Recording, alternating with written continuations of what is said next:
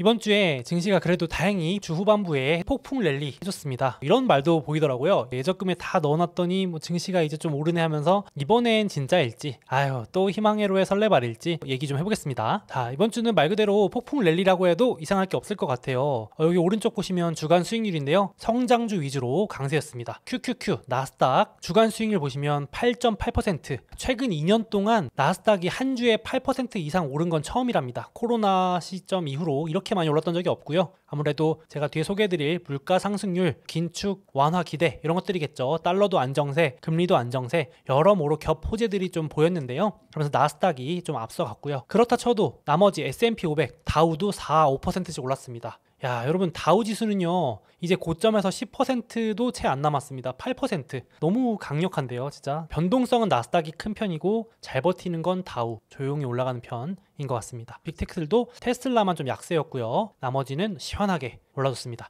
물론 아직도 고점에 비하면 뭐 간의 기별도 안 온다 하실 수 있겠지만 그래도 일단 이번 주는 좀 상승을 시원하게 해준 편입니다. 그래서 정리 좀 해보겠습니다. 역시 뭐니뭐니 해도 목요일 발표된 소비자 물가 상승률 10월 물가 상승률이 서프라이즈 월가에서 예상한 모든 숫자보다도 낮게 나왔습니다. 7.7%. 야, 7.7이 뭐가 낮은 거예요 이러실 수 있는데 그래도 항상 시장은 예상치보다 더 잘 나오느냐 덜 나오느냐 이런 걸로도 또 기대와 실망을 하니까요. 일단 7.7%. 요게 좀 더 따져보면 전쟁 이전으로 돌아간 물가 상승률입니다. 올해 2월 24일 러시아 우크라이나 전쟁이 터졌죠. 2월 달에 터졌는데요. 그 이후로 인플레가 극심해서 8%, 9%까지도 갔었는데 처음으로 러시아 우크라이나 전쟁 이전 숫자 7.7%대로 진입을 했습니다. 이제 이렇게 물가가 좀 확실히 피크를 친 것 같다라는 기대감이 불고 있는 거겠죠. 아무래도 물론 여전히 연준이 희망하는 2%대 타겟 물가까지는 멀었지만요. 그래도 기대감이라는 게 있으니까요. 그래서 일단 시장에서는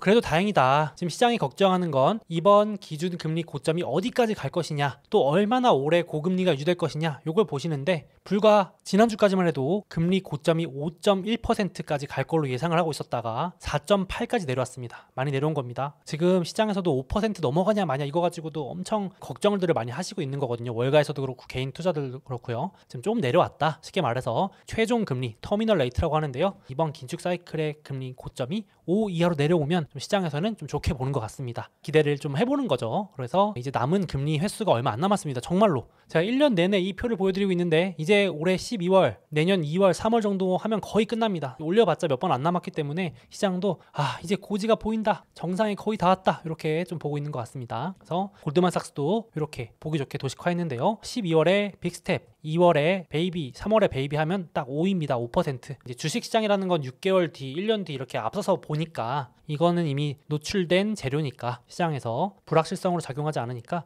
조금 기대를 하고 있는 것 같습니다. 물론 앞서 말씀드렸지만 많은 분들께서는 7.7이 이게 말이 되는 숫자냐, 여전히 말도 안 되는 숫자지 이러면서 보시면은 올해 2월 달만 해도 7.9% 발표됐을 때 증시가 쇼크를 먹었는데 지금은 7.7 발표하니까 서프라이즈 환호하면서 기뻐하고 있다, 이게 말이 되냐 이러시는데 참 증시라는 게 참 그렇죠. 불과 몇 개월 전에는 쇼크라고 하더니 이젠 서프라이즈라고 하고 있습니다. 그렇게 되는데 아무래도 이런 거죠. 여기 주황색이 지금 가장 비교가 많이 되는 70년대 물가 상승률, 여기 72년부터 내려갔다가 또 70년대 후반에 올라갔다가 내려가는, 그래서 연준 의장이 이번에만큼은 이렇게 길게 인플레가 왔다 갔다 안 하게 확실히 잡겠다라고 선언을 했죠. 그래서 22년 현재 물가 상승률이 이렇게 9%대까지 올라갔다가 드디어 내려가고 있는데 보통 이렇게 한번 꺾이면 가속도를 내는 경향이 있기 때문에 물가 상승률 둔화 폭이 이제 요걸 좀 기대하는 것 같습니다. 증시는 이렇게 내려가 주지 않겠니? 최소한 피크 찍었다, 이제 가속도 붙지 않겠니? 요거를 제가 증시하고 겹쳐봤습니다. 증시하고 겹치면 이렇게 됩니다. 물가 상승률이 74년에 피크를 찍고 이렇게 내려가는 거 보이시죠? 그러니까 하얀색 S&P 500이 바닥을 찍고 올라갑니다. 확실히 물가 상승률과 반대로 데칼코마니처럼 움직이는 경향이 있는데 증시는 역시 다시 한번 또 희망회로를 가져보는 모습입니다. 오죽하면 역대 물가 상승률 발표 날 중에서 가장 강하게 상승한 날입니다. 역사적으로요, 세상에. 1949년 이래로 매 CPI, 즉 물가 상승률 발표가 된 날에 증시 흐름을 보여준 건데요. 이렇게 강하게 하루 만에 S&P 500이 막 5, 6% 이렇게 올랐던 날이 전무후무한 겁니다. 그 정도로 서프라이즈가 난 거죠. 이번에 시장이 그만큼 기대를 안 했다, 우리 아무도 기대 안 했다, 이렇게 보시면 될 것 같아요.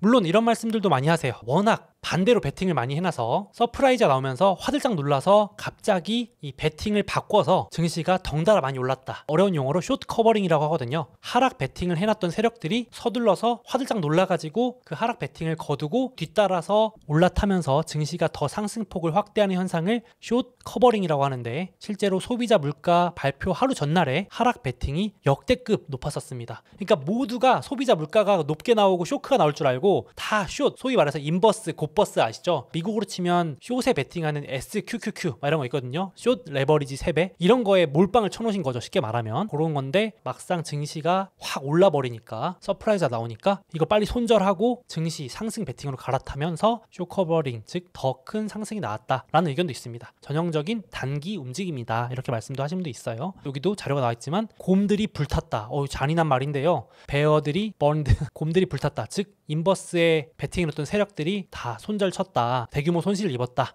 특히 그 증거가 숏 베팅이 많았던 주식들이 그만큼 상승이 컸다. 그러니까 반대로 움직였다는 얘기입니다. 그래서 이건 기술적인 얘기니까 참고만 하시면 좋겠고요. 워낙 변동성이 커서 이런 얘기들도 많이 나오고 있습니다. 그래서 다시 돌아와서 물가 그래도 긴축 피크 이런 기대감이 다시 불면서 그동안 많이 끝없이 오를 것 같았던 금리도, 시장 금리도 급락 많이 내려왔고요. 특히 이번 주 정말 달러, 저도 실시간으로 와 미쳤다 이러면서 봤거든요. 원달러 환율도 난리였지만 달러 지수도 진짜 끝없이 올라갈 것 같더니만 급락을 했습니다. 달러 인덱스 기준으로는 113에서 106까지. 야, 이렇게 떨어진 적이 정말 드물다고 합니다. 달러도 안정세, 드디어 제가 중요하게 여기던 지표들이 그래도 안정세 보이고 있습니다. 달러 안정세, 금리 안정세, 유가도 물론 고유가지만 안정세, 공포지수, 즉 변동성 지수도 안정세를 보이고 있습니다. 아직까지는. 그래서 간만에 정말 제가 보는 4개의 메인 지표가 모두 이렇게 좋아도 되나 싶을 정도로 좋게 나왔습니다. 그래서 좀 단기 움직임은 괜찮지 않을까 개인적으로 생각을 하고 있고요. 그래서 기대, 역시 설레발성 기사들이 많이 나옵니다. 금리가 급등하면 반대로 움직이는 채권은 급락을 하기 때문에 채권 사놓으신 분들 손실이 이만저만이 아닌데요. 그래서 채권 대학살이라고까지 불렸었는데, 야, 이제 좀 채권 대학살 드디어 끝나는 건가 이런 설레발성 희망회로 기사도 나오고요. 인플레이션도 이젠 진짜일까라는 기사도 막 나오기 시작합니다. 또 우리는 또 늘 기대를 안고 사니까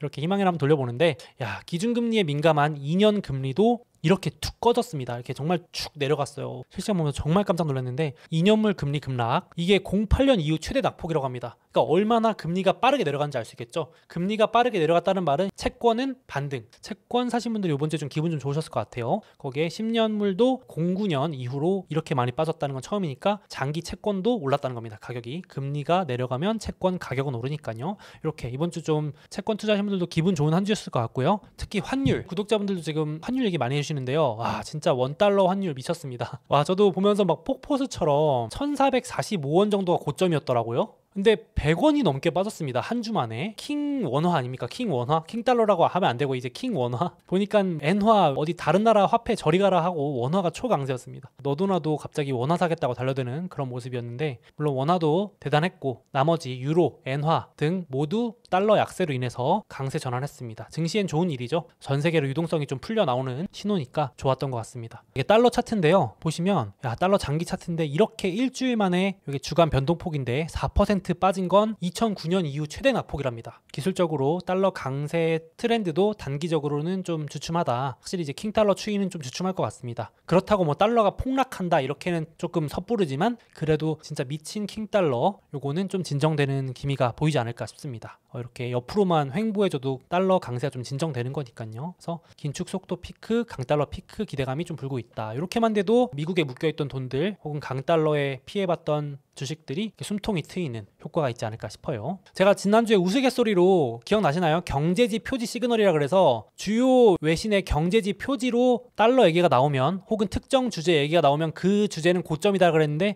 정말 운 좋게도 공교롭게도 맞았습니다. 신기하게 이렇게 지금 급락하고 있습니다. 모든 사람들이 같은 얘기를 하면 이제 그 주제는 끝물이다 이런 얘기가 또 일맥상통하는 것 같습니다. 그래서 달러가 조금 쉬었다 갈 것 같고, 그래서 달러 약세와 금리 약세의 최대 수혜 중에 하나가 또 금이잖아요. 또 마침 내년에 침체도 온다 그러고 하니까 금도 이제 2년 만에 이렇게 급하게 오른 것도 처음이라네요. 물론 이번 주에 금만 오른 게 아니고 사실 원자재도 다 올랐습니다. 그래서 구리도 오르고 각종 원자재 주식도 올랐으니까 금만 오른 건 아닌데, 그래도 금도 1년 내내 하락하다가 처음으로 하락 추세를 탈출하는 조금 긍정적인 모습을 보이고 있습니다. 그래서 이것도 한번 관심 있게 보시면 좋을 것 같아요. 그래서 달러 약세가 되게 변곡점인 것 같습니다. 정말 이번 주는 증시, 채권, 원자재에 있어서 되게 큰 변곡점인 것 같습니다. 그래서 좀 유의 깊게 보실 필요가 있는 시점인 것 같습니다.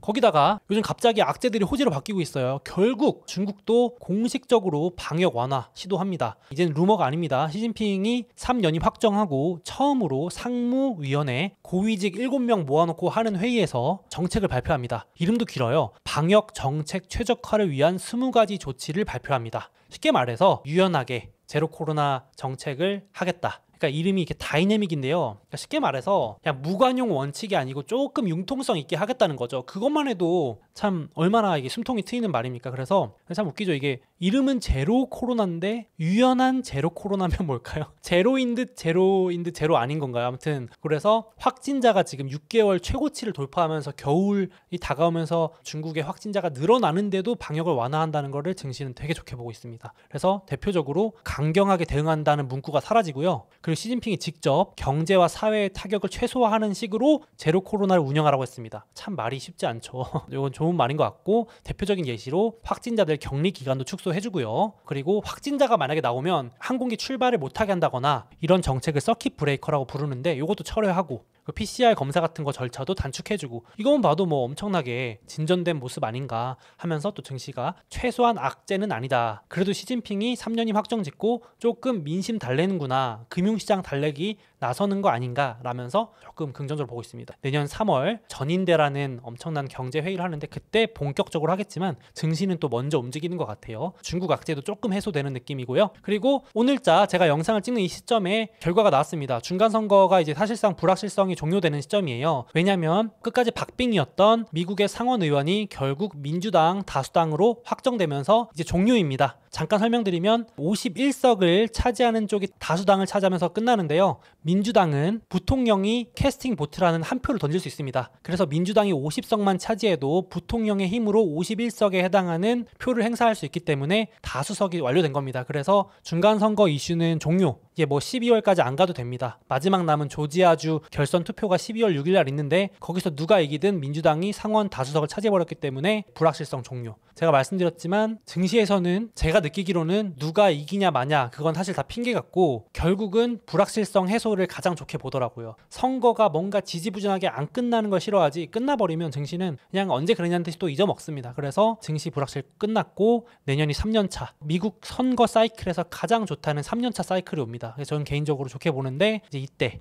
중간선거 이후 11월부터 11월 즉 지금부터 내년 11월까지 수익률을 역사적으로 통계를 내보니까 3년차 수익률이 가장 좋았고 심지어 플러스가 날 확률이 95%에 달합니다. 다른 때에 비해서 훨씬 높습니다. 그러니까 확실히 1, 2년차가 불확실성이 높고요. 3, 4년차가 상대적으로 수익률도 높고 내가 투자했을 때 1년간 수익률이 플러스 날 확률도 높아지는 시점입니다. 그래서 저는 일단은 긍정적으로 보고 있는데 불확실성 해소는 좋은 것 같습니다. 그렇게 되고요. 그러다 보니까 이제 G20 정상회담이 돌아오는 주에 11월 14일 날 열립니다. 그러니까 이제 홀가분해졌죠. 시진핑 주석도 이든이 형 중간선거 선방했더라. 저 공화당이 이긴다더니 시장에서 공화당이 뭐 다수석 한다더니 민주당이 상원도 다수석 먹었더라. 그러니까 이제 진핑아 만나서 밥 한번 먹자 이렇게 된 거죠. 그래서 둘이 이제 만납니다. 14일 기준으로 둘 다 취임하고 처음으로 대면으로 만납니다. 여태까지는 코로나 때문에 화상을 하기도 하고 뭐 여러 가지 미중 관계 때문에 비대면이었는데요. 둘이 만납니다. 그래서 대만 얘기도 하고 러시아, 우크라이나 얘기도 하고 북핵 문제도 얘기하고 레드라인. 그러니까 쉽게 말해서 우리 서로 이것만큼은 건들지 말자. 선 넘지 말자. 그래도 지킬 건 지키자라는 의미의 레드라인이니까 뭐 나쁠 건 없겠죠. 그래서 둘이 공동 선언문 이런 건 안 한다는데 서로 관계는 안 좋으니까 그래도 으르렁 되는 것 좀 멈추기 위해서 회담하는 거니까 나쁜 건 아니지 않나 싶습니다. 시장은 큰 기대는 안 하고 있는데 그래도 이것만 해도 둘이 조금 악수하는 사진 한번 찍어주지 않을까 개인적으로 생각을 해보겠습니다. 이거 좋은 일인 것 같고 그리고 러시아 우크라이나 전쟁도 좀 진정세입니다. 지금 러시아가 우크라이나 침공해서 얻어낸 땅이 4개입니다. 헤르손, 자포리자, 도네츠크, 루안스크 이렇게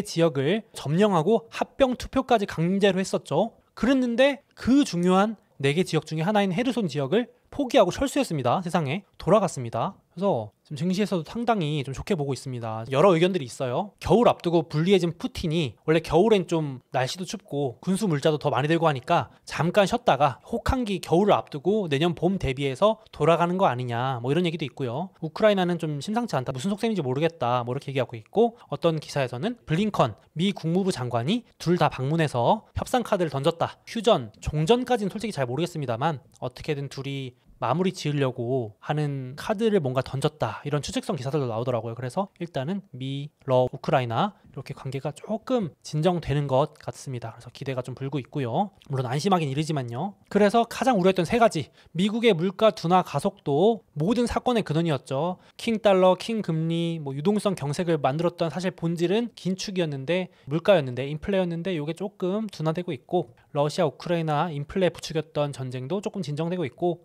경기 침체나 극단적인 어떤 블랙스완을 불러올 수 있는 중국 문제도 봉쇄도 조금 안정되는 그러니까 단기적인 관점입니다. 뭔가 속 시원하게 해결은 안 됐는데 이 세 가지가 조금 진정되고 있습니다. 이렇게 볼 수 있겠고요. 물론 이제 기술적인 얘기 잠깐 해볼게요. 일단 증시가 아직은 뭔가 하락 트렌드를 완전히 벗어났다고 보긴 힘듭니다. 여기 보시면 올해 내내 증시가 오르락 희망회로 줬다가 하락하고 희망회로 줬다가 하락하고 지금 희망회로를 또 붙이고 있는데요. 이렇게 이제 기술적으로 쭉 봤을 때 하락 트렌드에서 많은 분들은 여길 맞고 또 내려온다. 200일선 제가 말씀드렸던 기술적인 저항이 한 4,100에서 4,200 사이 뭐 이렇게 있는데 지금 3,900이거든요. 그러니까 조금 더 올라갔다가 한 3% 정도 다음 주 초반까지 반등 좀 이어가다가 또 악재 나오면서 떨어질 수 있다. 베어마켓 랠리다. 세 번째 베어마켓 랠리거든요. 올해 첫 번째, 두 번째, 이번 세 번째입니다. 그래서 베어마켓 랠리 맞고 또 떨어질 가능성이 높다. 아직 인플레 안 잡혔다. 이런 얘기들이 다수입니다. 그래서 그렇다 쳐도 조금 더 상승 여력은 있고 개인적으로도 이번에 확실히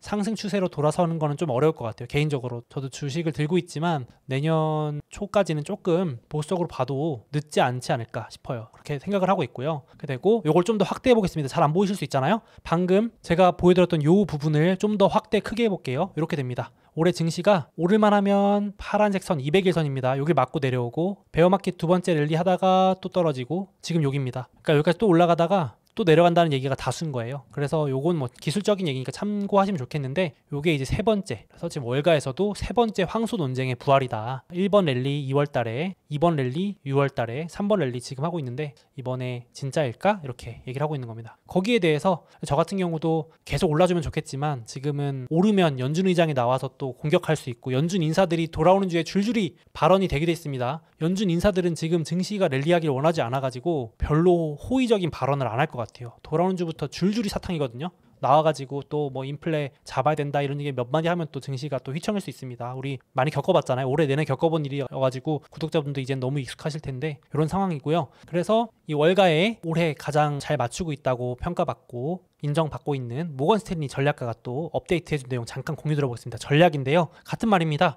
12월까지 상승 여력이 있다. 그래서 길면 12월까지, 짧으면 아까 보여드린 4,100 요 정도 한 3% 더 오르고 끝날 수 있는데 만약에 방금 보여드렸던 지점 4,100을 넘어가면 지켜보던 기관들이 쫄아가지고 포모 뭐냐면 나만 또 못 올라타는 거 아니야 하면서 막 대거 자금이 기술적으로 유입될 수도 있대요. 그건 긍정적인데 그래봤자 오래 못 가는 게 12월 달 되면 또 금리 인상 시점 있잖아요. 연준 등판해서 망치로 두들겨 팰 거다.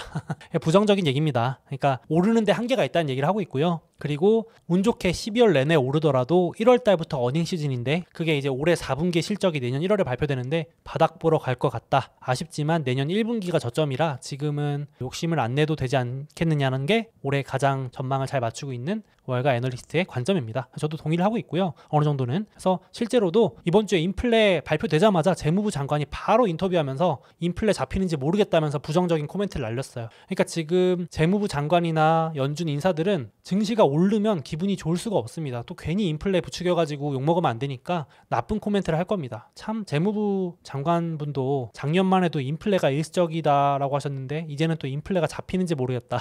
여담이지만 진심이 아니고 이렇게 속마음은 말씀 안 하시는 것 같아요. 공식적인 코멘트니까 아쉽지만 아직은 막 추세 상승은 좀 조심스럽습니다. 개인적으로도 그렇게 되고 있고요. 그리고 아까 마이클 윌슨도 말했지만 어닝 리세션 시즌 내년 1월부터 본격적으로 미국 기업의 실적이 마이너스로 전환되는 시점입니다. 코로나 이후 처음입니다. 코로나 침체 때는 기업 실적이 마이너스로 돌아섰지만 돈풀기 덕분에 올랐거든요. 그랬는데 이번에는 돈풀기를 안 하고 있는 상황에서 기업 실적이 처음으로 마이너스 성장, 즉 역실적 장세로 돌입합니다. 그래서 이제 내년 1월에 어떤 쇼크가 올지 좀 봐야 될 것 같아요. 그리고 이런 얘기도 있는데 전 인상 깊어서 이건 가져왔어요. 인플레가 둔화되면요, 기업들이 이제 더 이상 고객들한테 가격 전가를 하지 못한답니다. 그러니까 인플레가 막 이어질 때는 쉽게 말해서 치킨 가격을 슬그머니 전가해도 되고 라면 가격도 좀 올립니다. 도저히 밀가루나 팜유, 원자재가 올라서 방법이 없어요라고 할 수 있는데, 이제 인플레가 꺾이기 시작하면 기업들도 가격을 올릴 명분이 없답니다. 그러면서 본격적으로 마진과 실적이 축소되기 때문에 그게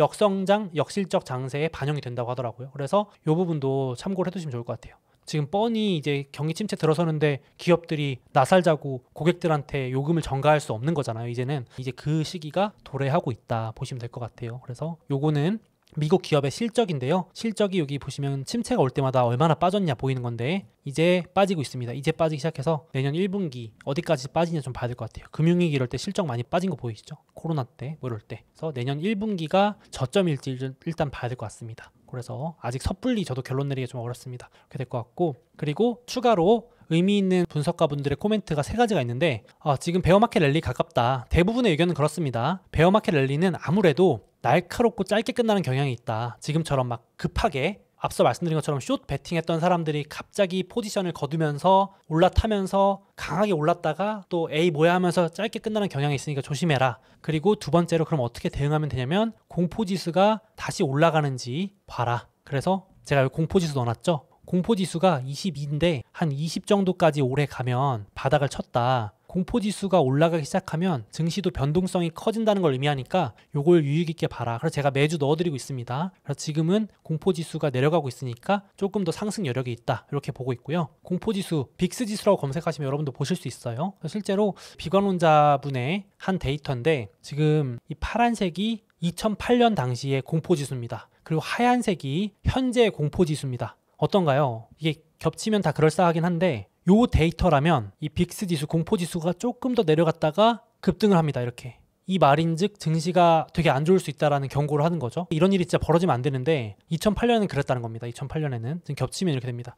이게 무슨 말인지 잘 모르겠다 하시는 분들을 위해서 주식이랑 겹쳐보겠습니다. 겹치면 2008년에 증시가 이렇게 올라가다가 빅스지수 이렇게 빠지는 거 보이시죠? 빅스지수가 빠질 때 증시는 올라갑니다. 그러다가 여기 가을쯤에 빅스지수가 급등하면서 증시는 빠지는, 이렇게 반대로 움직입니다. 그래서 지금 부정론자분들은 요걸 유익하게 보시는 거예요. 현재 시점에도 공포지수가 내려가고 증시는 오르는데 2008년하고 똑같다면 공포지수가 오르면서 주식은 빠진다라는 얘기를 하는 겁니다. 이렇게. 물론 이렇게 극단적인 얘기까지는 아닌데, 그래서 빅스지수를 보라는 전략가의 말을 가져와 봤습니다. 지금 공포지수와 주식, 공포지수와 주식 이렇게입니다. 반대로 움직이는 거 보실 수 있을 겁니다. 데칼코마니로. 그래서 요거 맞는지 한번 보겠습니다. 이 부정론자분이 가장 많이 쓰는 데이터로 지금 제시되는 데이터인데 이번에 맞는지 한번 보겠습니다. 다시 빅스지수가 올라가면 유의하자만 기억하시면 되겠습니다. 그래서 제가 호재와 악재 정리해왔는데요. 호재, 물가 상승률이 둔화되고 있다. 높지만 둔화되는 걸 시장은 좋아하기 때문에 주식시장은 먼저 움직인다. 그렇게 볼 수 있겠고, 그러므로 최종 금리 수준이 내려가고 있다. 5% 넘어가냐 마냐였는데 좀 내려오고 있다. 중국 방역 지침 좀 완화되고 있다.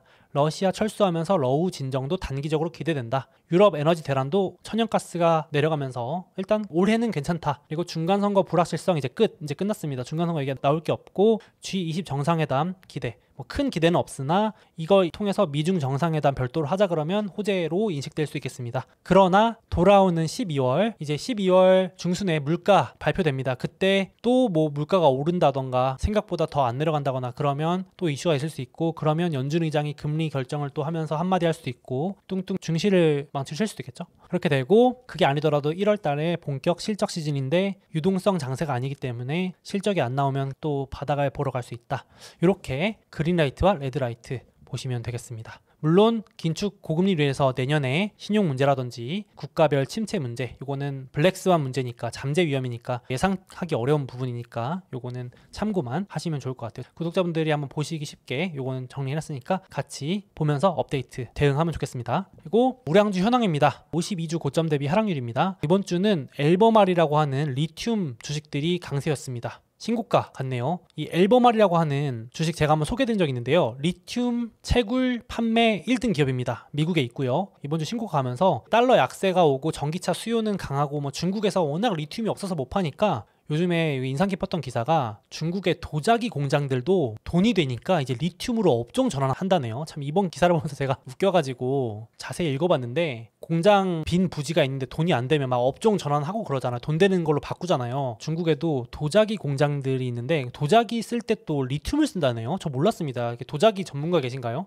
도자기에다가 리튬을 이렇게 혼합해서 쓰거나 바르면 또 색깔도 잘 나고 강도도 세진다면서요. 그래서 리튬을 원래 쓰고 있었는데 리튬이 워낙 잘 팔리니까 도자기 팔 때가 아니다 지금. 그래서 도자기 공장을 개조해가지고 리튬 공장으로 바꾼다네요. 그 정도로 지금 리튬이 초호황인 것 같습니다. 여전히 공급에 비해서 수요가 너무 많아서 리튬 채굴주들이 이렇게 증시가 어렵다 하는데도 혼자 신고가를 가고 있는 것 같습니다. 엘버말 말고도 리튬주들이라던가 원자재주들이 이번 주에 강세였습니다. 달러 약세로 인한 것도 있습니다. 이렇게 흥미로운 점이 있어서 가져와 갔고요. 그리고 주간 수익률에서는 테슬라가 기술주 중에서는 나홀로 역주행을 했습니다. 이번 주에 증시가 그래도 좋았잖아요. 막판에. 테슬라만 진짜 못 오르더라고요. 저도 보면서 막 힘을 내 테슬라 이러면서 혼자. 저기 보시면 최근에 테슬라 이번 주에 마이너스 빠졌을 때 200슬라도 깨고 내려갔거든요. 주주분들 계신가요? 최근 2년 수익률도 마이너스로 들어갔어요.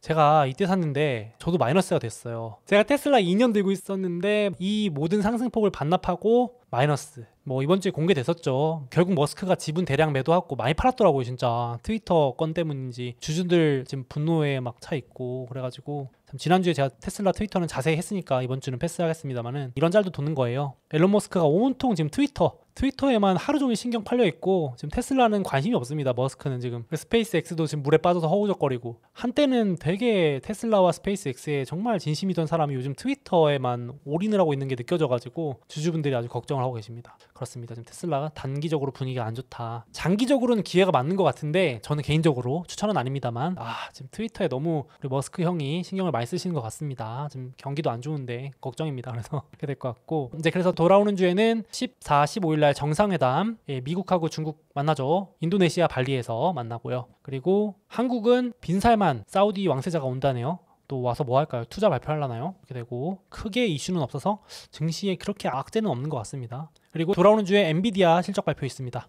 이번 주에 엔비디아 반등을 해줬는데 아직 이렇게 추세 상승이라고 보기는 좀 조심스럽고요. 실적 발표가 있는데 어떻게 될지 좀 봐야 될 것 같아요. 단기에 워낙 많이 올라서 지금 과열 구간에 또 진입했습니다. 그래서 또 내려올 수도 있으니까 보시면 될 것 같은데 개인적으로는 이번 주에 엔비디아는 저는 인상 깊었던 게 미국이 중국한테 반도체 고사양 반도체 팔지 말라니까 결국은 또 우회로를 찾더라고요. 저는 보면서 그래 역시 규제해도 또 어떻게든 방법을 찾는구나. 기업들이 가만히 있지 않는데 기업도 생물이잖아요. 그래가지고 뭐 미국이 규제한다고 그럼 가만히 굶어 죽진 않잖아요. 그래서 또 중국에 팔 수 있는 저사양 대응책을 공개해서 엔비디아 같이 또 기대를 받던데 개인적으로 기술력 있는 기업은 살아남지 않을까 생각을 합니다. 물론 지금 조금 단기 과열은 있지만 또 떨어지면 저는 이제 매수할 수 있는 기업으로 보고 있습니다. 참고하시면 좋겠고요. 배당락일 캘린더 있습니다. 저 이번에 애플 배당 들어왔더라고요. 저희 애플 주주인데 이 배당락일 캘린더에 적혀있는 전날까지만 사시면 됩니다. 배당이 한 2주에서 한 달 사이에 들어옵니다. 그래서 참고하시면 좋겠습니다. 오늘 공유 드렸던 현 시점 호재와 악재 정리 표 구독자분들도 같이 이렇게 한번 정리해보시면 명확해지는 것 같습니다. 좀 투자하실 때 일희 일비 안 하고 대응할 수 있는 것 같아서 한번 같이 해봤으면 좋겠습니다.